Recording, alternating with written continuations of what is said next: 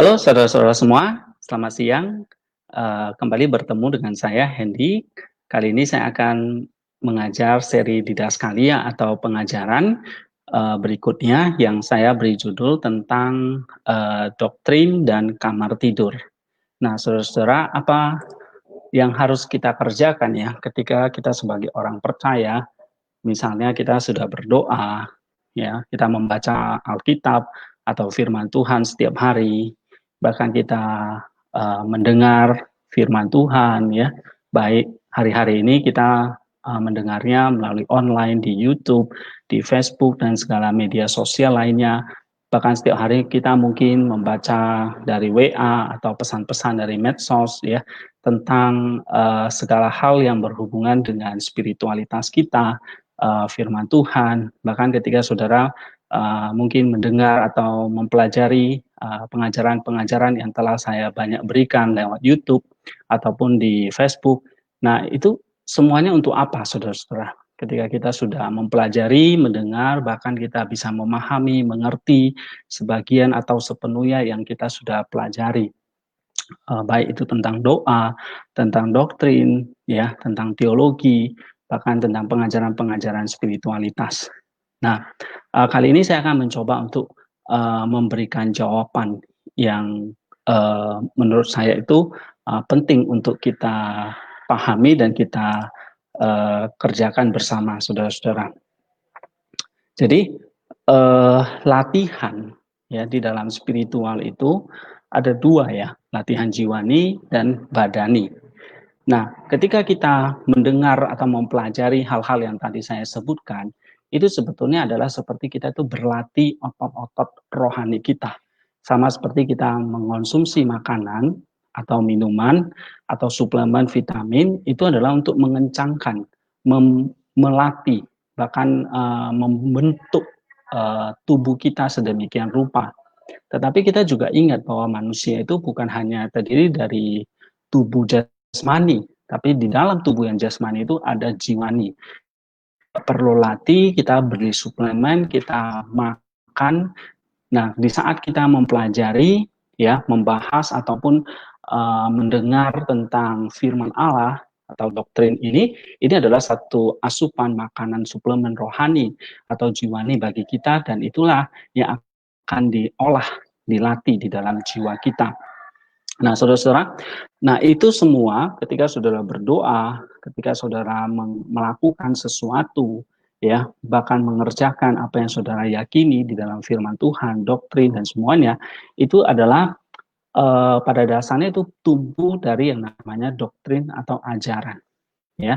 Nah, doktrin atau ajaran itu yang disebut sebagai logos Kristus atau pikirannya Kristus, nusnya Kristus, untuk memperbarui batin kita atau jiwa kita supaya tubuh kita hidup semakin kudus dan mengasihi Allah dan sesama sebagai persembahan yang berkenan dan kudus di hadapan Allah. Nah, jadi saudara-saudara, kita diberi makan oleh firman Allah atau doktrin tadi, ini tujuannya adalah supaya kita bisa mempersembahkan hidup kepada Allah sebagai satu persembahan yang berkenan kepada Allah dan kudus di hadapan Allah. Nah, oleh sebab itu kita membutuhkan doktrin, ya, kita membutuhkan ajaran, ya, atau kita membutuhkan logosnya Kristus, pikirannya Kristus, nusnya Kristus, atau sering saya sebut sebagai doktrin atau didaskalia di sini, ajaran, untuk memperbarui batin kita, yaitu untuk menyatakan dosa-dosa kita, mengoreksi dosa-dosa itu, dan melakukan kebenaran yang dibimbing oleh Roh Kudus. Tanpa pertolongan Roh Kudus, kita tidak bisa mengerti atau menangkap doktrin itu dan masuk ke hati untuk memperbaruinya. Jadi, saudara-saudara, doktrin yang kita peroleh itu bukan hanya untuk konsumsi kognitif atau pengetahuan saja, tetapi itu harus turun ke dalam hati, supaya di dalam hati itu menggerakkan seluruh fakulti dari jiwa kita, termasuk tubuh kita, untuk melakukan hal-hal yang berkenan kepada Allah. Jadi doktrin berinkarnasi atau menjadi daging di dalam seluruh aspek hidup kita, ya. Nah, pertolongan Roh Kudus ini menjadi kunci di sini, ya. Inkarnasi tidak akan terjadi tanpa Roh Kudus. Firman Allah tidak mungkin bisa menjadi manusia tanpa pertolongan Roh Kudus. Begitu juga dengan firman Allah, doktrin yang kita tangkap, kita dengar, kita pelajari, tidak mungkin bisa berinkarnasi, berinkarnat menjadi daging, menjadi satu perbuatan, ya, menjadi darah daging dalam hidup kita, menjadi perbuatan hidup kita tanpa ada itu pertolongan dari Roh Kudus. Nah, pertolongan Roh Kudus itulah yang mengubah doktrin itu menjadi satu perbuatan, pikiran, perasaan yang memuliakan Allah. Sehingga pertolongan Roh Kudus itu menjadi kunci kita mengalami pemurnian batin dan tubuh kita. Sehingga memang hanya Roh Kudus yang memberi pertumbuhan rohani bagi kita. Sebab itu roh kita harus bersinergi dengan Roh Kudus dalam latihan jiwani, seperti doa, ibadah, dan membaca kitab suci. Jadi waktu kita mempelajari doktrin itu, kita tidak bisa hanya sekedar seperti satu studi akademis, ya, tanpa kita melibatkan Roh Kudus. Sebab itu, ini adalah satu pengetahuan teologi yang satu sisi memang bersifat akademis, tetapi sisi lain ketika Roh Kudus bekerja, itu adalah bersifat imani, bersifat misteri, karena roh dengan Roh Kudus itu selalu akan bersinergi. Ya, ketika kita melatih seperti berdoa, beribadah, bahkan ketika kita membaca kitab suci atau mendengar firman Tuhan. Sebab itu, doktrin yang diajarkan oleh Roh Kudus kepada kita memang sifatnya itu untuk mendewasakan pribadi kita supaya serupa seperti Kristus. Jadi doktrin untuk membentuk diri kita seperti Kristus.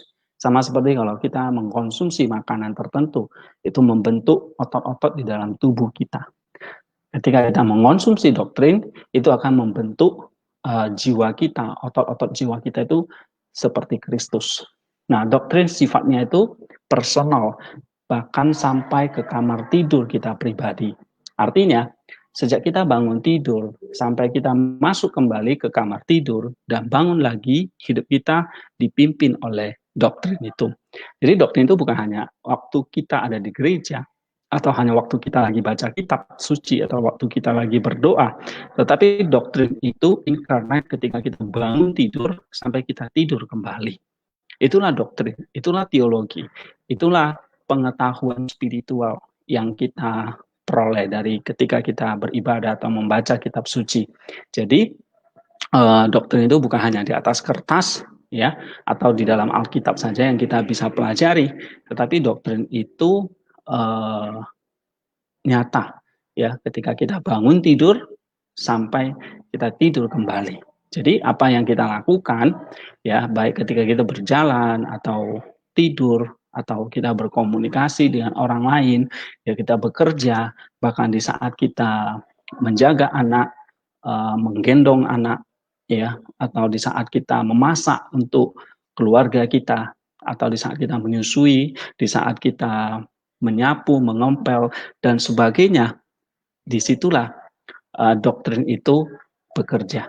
Disitulah hidup kita itu seperti doktrin itu sendiri yang harus terus berinkarnat, ya, berinkarnasi menjadi daging, artinya menjadi segenap perbuatan dari hidup kita.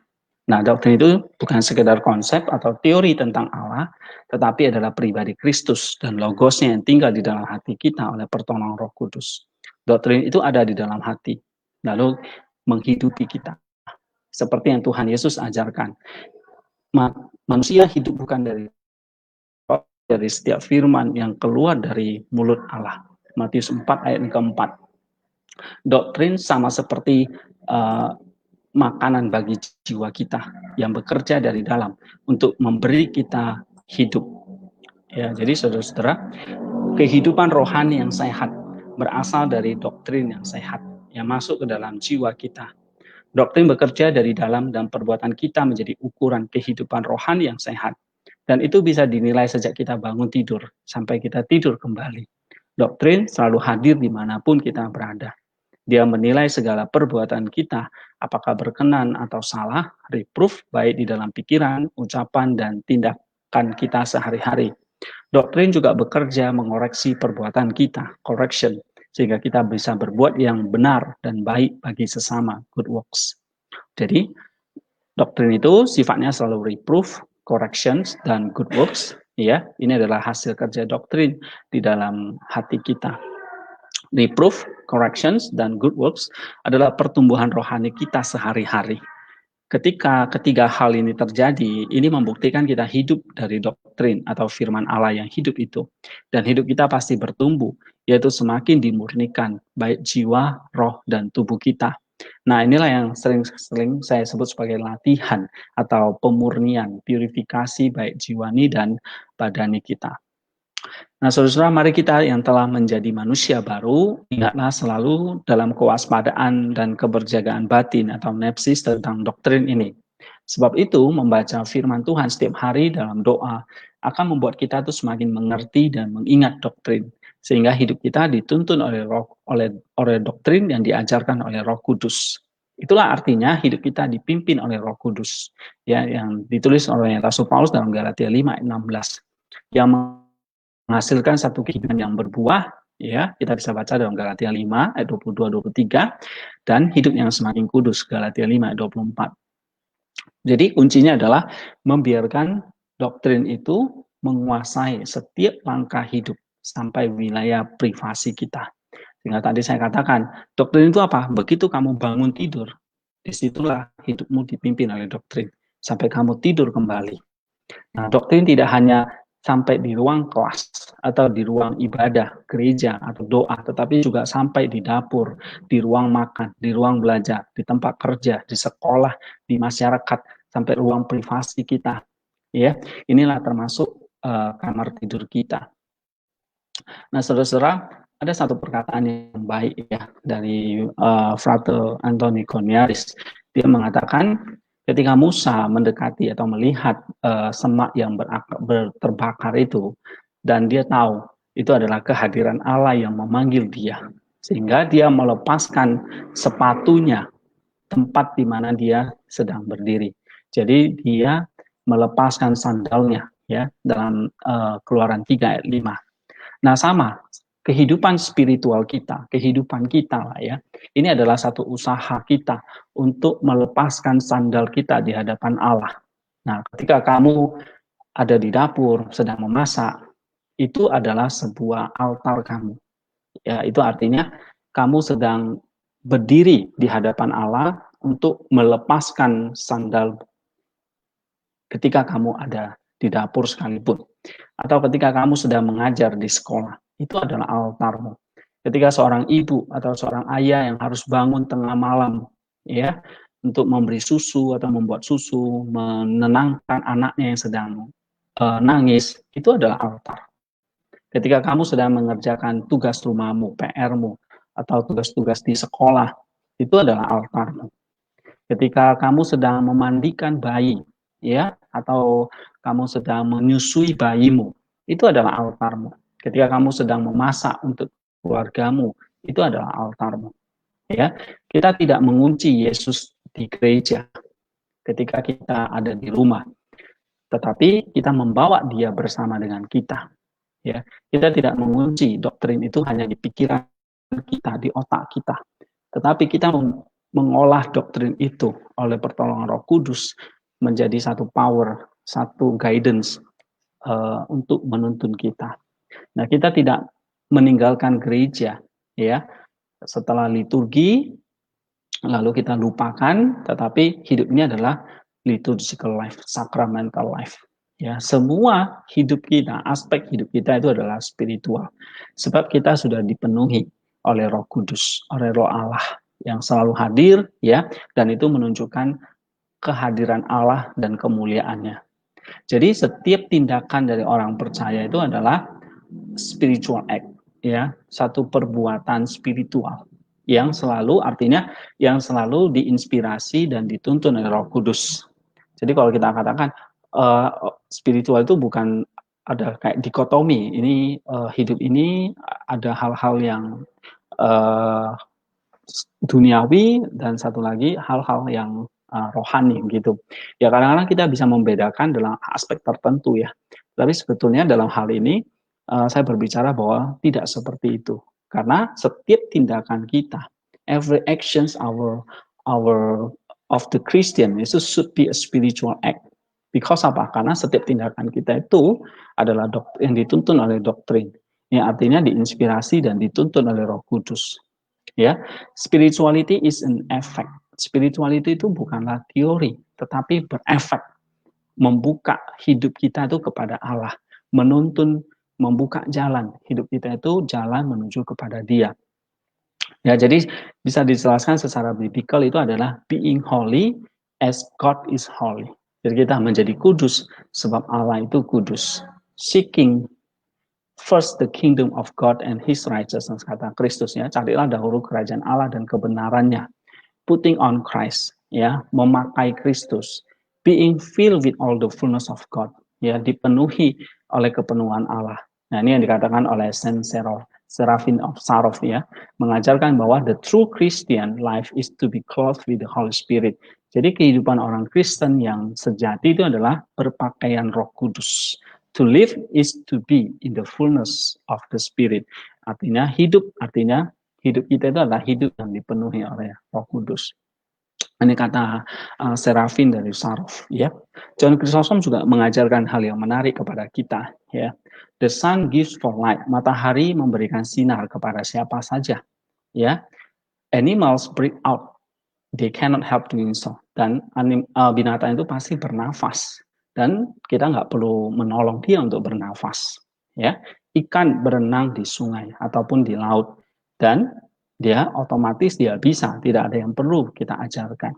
Lalu bagaimana dengan hal-hal orang Kristen ya yang sebetulnya kita tidak perlu ajarkan lagi. Nah, yang pertama adalah a Christian cannot help praying. Orang Kristen itu adalah orang yang berdoa. To be a Christian is to regard God as a loving Father. Menjadi Kristen itu berarti menganggap Allah itu sebagai bapaknya. Nah, kalau sebagai bapak, berarti natural dong bagi kita untuk berbicara, mendengarkan orang tua kita. Because of what? Because God is our Father, our loving Father. Ya, jadi sebenarnya nggak perlu diajarin berdoa. This is natural.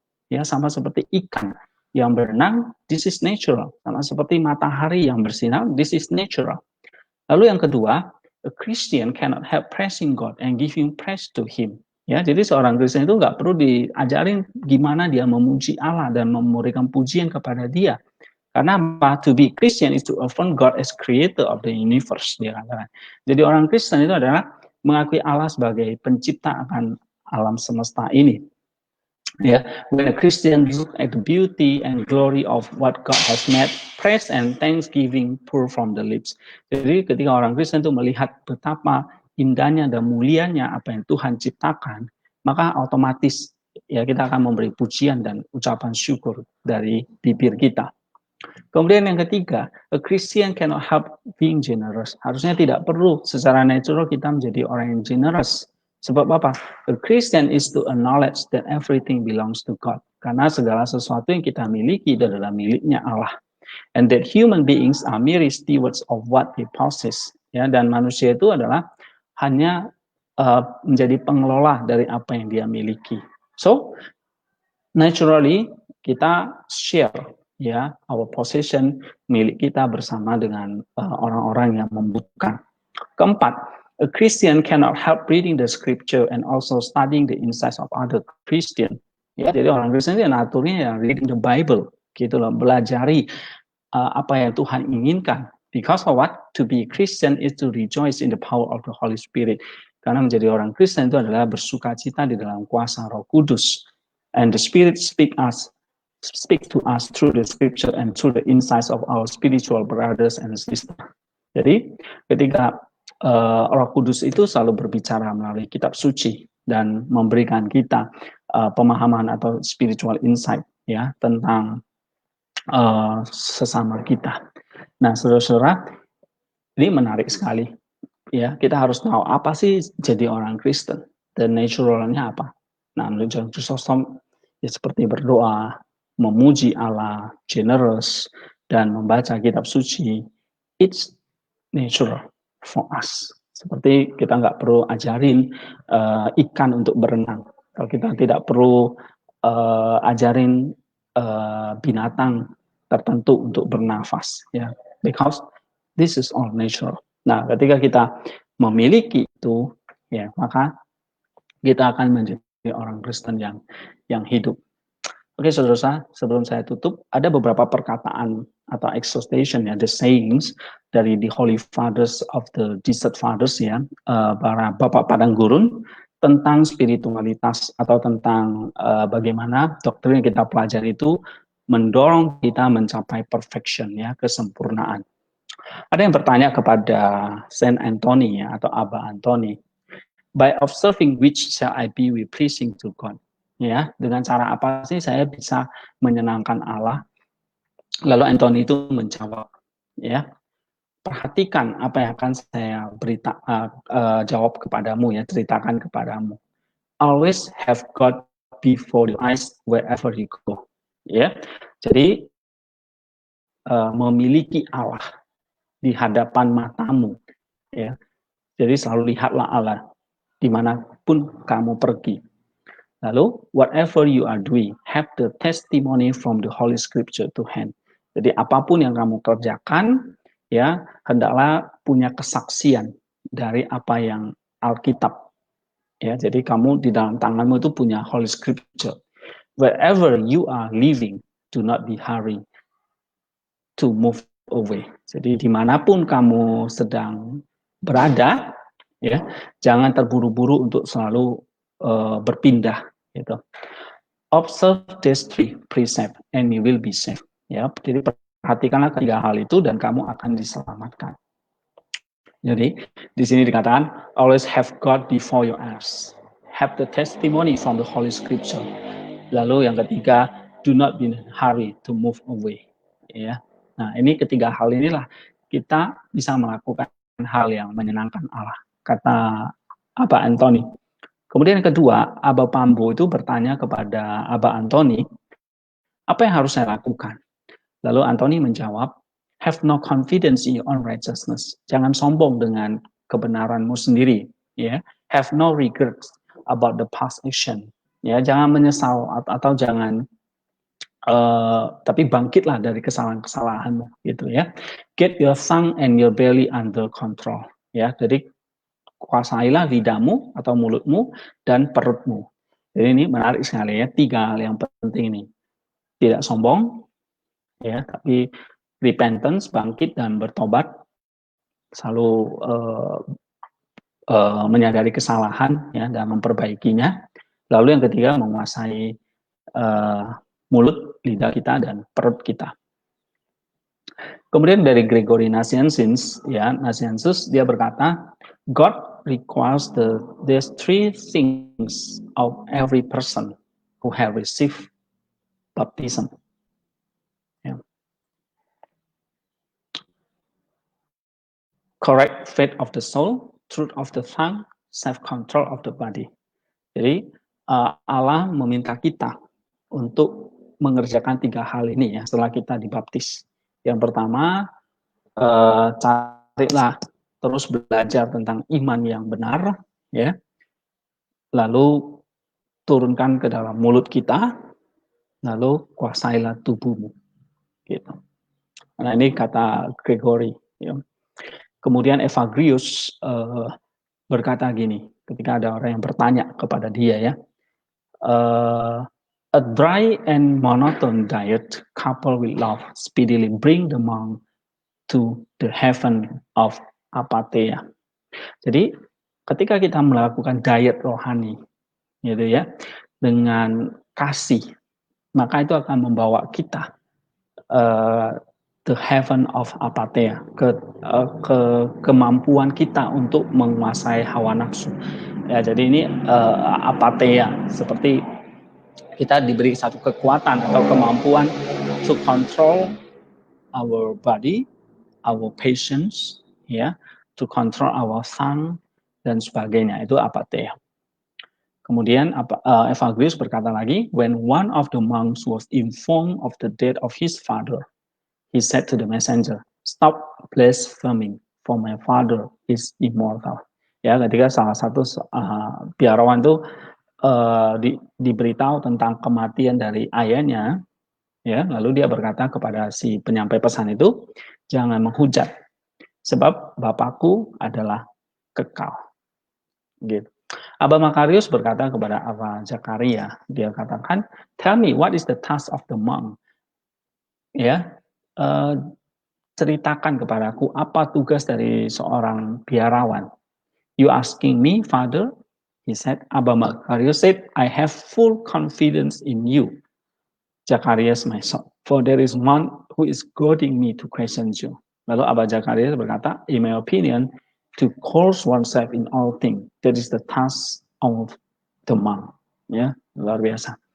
Lalu Aba Isaiah berkata, one of the father used to say that a person ought before all things to acquire belief in God, a ceaseless yearning for God, carelessness, not returning evil for evil, mortification and humility, purity, clemency, and love for all, submission, gentleness, long-suffering, patience, a desire for God, and constantly calling upon God with a painful heart and genuine love, and with a feel to not paying attention to what is past, but attending to that which is to come, having no confidence in one's own good works and service, and ceaselessly invoking the help of God in the thing that happen to one each day. Nah, jadi Aba Isaiah itu berkata bahwa apa sih yang harus kita ajarkan gitu ya, yang harus kita harus lakukan di hadapan untuk mencapai iman kepada Allah. Dia katakan selalu berserulah kepada Allah tanpa henti, ya, jangan kembali kepada hal yang jahat, ya, kenajisan, tapi memiliki kerendahan hati, kemurnian, kasih, ketaatan, ya, lemah lembut, kesabaran, ketekunan, ya, kerinduan kepada Allah, terus selalu berdoa dalam hati dengan hati yang painful dan genuine love, gitu ya, kasih yang tulus, lalu selalu paying attention, jangan selalu memperhatikan apa yang lewat, tetapi lihatlah selalu ke depan apa yang akan terjadi, ya. Jangan sombong dengan perbuatan baik kita atau pelayanan kita, tapi teruslah meminta pertolongan Allah di dalam segala hal yang terjadi kepada kita setiap hari. Oke, seorang saudara bertanya kepada Aba Isaiah, ya, di dalam pertanyaan dan Aba itu menjawab kepada dia begini, if you want to follow our Lord Jesus, jika kamu ingin mengikut Tuhan kita Yesus, observe his word, perhatikan ucapan dia, kata-kata dia, pengajaran dia, and you are willing for your old man to be crucified with him until you die, you ought to cut off those who bring you down from the cross. Ya, jika kamu akan bersama dengan ya, seperti sampai kamu mau jadi salib, to jadi kita harus bisa kita ya, menata dari segala hal yang membuat kita jatuh, diri kita, ya kan, maintain silence of the mouth, ya, menjaga keheningan dari the silence of the mouth, keheningan dari mulut kita, and to refrain from judging anybody in your heart, dan sesama kita. Nah, itu yang dilakukan oleh Kristus ketika di atas kayu salib. Jadi kita harus cut off those who bring you down from the cross. Jadi kita harus mempertahankan, jangan sampai kita jatuh dari salib itu. Dia berkata, apa Isaiah ini? Toil, poverty, voluntary exile, fortitude, and keeping silent produce humility. Ya, dan humility atau kerendahan hati ini effaces many sins. Ini akan mendorong kita untuk bisa menghadapi banyak dosa. Ya, jadi saudara-saudara, how to have a humility. Nah, itulah akan menolong kita untuk effaces many sins, sehingga bisa membuat kita to renunciation, ya, menjauhkan diri kita dari kehidupan yang sia-sia. Oke, terakhir saudara-saudara, hate everything in the world and repulse of the body, for this make you an enemy of God. As a person who has an enemy fights with him, so we ought also to fight against the body to allow it no repulse. Jadi repulse lah, jangan tergoda oleh hal-hal duniawi, tetapi jagalah tubuh kita, ya, sebab itu akan membuat kamu menjadi musuhnya Allah. Nah, ketika kita memiliki musuh, ya, maka kita harus fight against, ya, melawan hal-hal yang bertentangan dengan tubuh kita. Jadi jangan sampai tubuh kita itu juga ikut. Okay, fight against the body to allow it no repose. Nah, jadi saudara-saudara, ini beberapa perkataan dari Desert Fathers yang mengajarkan kepada kita untuk pursue advancing toward perfection, mengejar kesempurnaan kerohanian kita.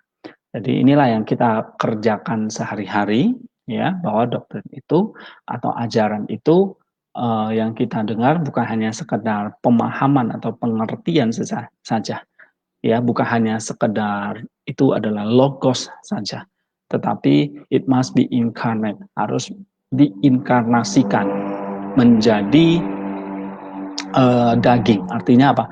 Menjadi segenap perbuatan hidup kita, mulai di saat kita bangun tidur sampai kita kembali ke tempat tidur kita. Itulah doktrin, itulah yang harus kita kerjakan bersama-sama. So doktrin seperti kata Desert Fathers atau Saint John Chrysostom tadi, this is the natural what we are going to do. Ini adalah hal alami yang harus kita kerjakan. Atau kata Desert Fathers tadi, observe, ya, have God before your eyes, testimony from the Holy Scripture, and do not be hurry to move away. Nah, jadi saudara-saudara, demikian apa yang bisa saya sampaikan tentang hal ini. Kiranya ini menolong kita untuk mengerjakan apa yang kita pelajari selama ini, dan Tuhan menolong kita untuk semakin menjadi orang-orang percaya, menjadi saksi dunia, ya, kepada mereka yang belum mengenal Kristus. God bless us. See you and pengajaran yang berikutnya. Thank you semuanya.